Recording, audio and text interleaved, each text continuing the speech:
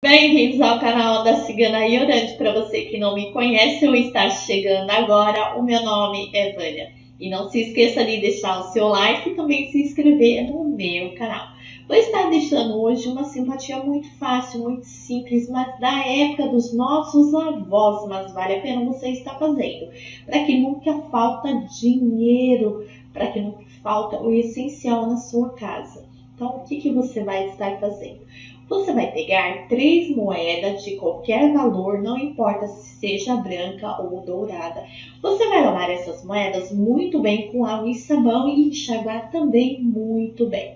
Até mesmo porque a gente está numa epidemia e a moeda, o dinheiro, ele atrai muitos vírus, bactérias. Então vale a pena você estar limpando, energizando bastante e descarregando na água corrente. Feito isso, você enxuga ela também no pano limpo, porque não adianta nada você lavar, fazer todo o ritual e depois na hora secar no pano qualquer. Então o pano também tem que estar limpo. Você vai pegar essas 3 moedas e vai estar colocando no saleiro de sal da sua casa.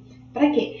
Para que ele potencializa a força de atração, de energia ali. Para quê? Para que não falte dinheiro para você, para que não falte nunca o mantimento na sua panela. Como eu disse, é um ritual fácil, simples, mas muito eficaz. Você vai estar percebendo no dia a dia o aflorar das coisas na sua vida, as aberturas de caminhos também, facilitando até para você estar atraindo novos clientes e até mesmo emprego, se for o seu caso, ok? Espero que vocês tenham gostado. Se você não é inscrito, se inscreva aqui, compartilhe, acione o sininho para estar recebendo as minhas notificações, deixe seu like aqui embaixo. Lembrando que eu também sou artesã, sou a Vânia Crochê e nessa época de epidemia a gente fica muito sem ter o que fazer. Convido você, mulher ou você, homem, que gosta de fazer bonés, a estar conferindo o meu canal lá como Vânia Crochê. A descrição está aqui embaixo. E se você não é inscrito lá, convido você também para estar se inscrevendo e ajudando no crescimento também do meu outro canal.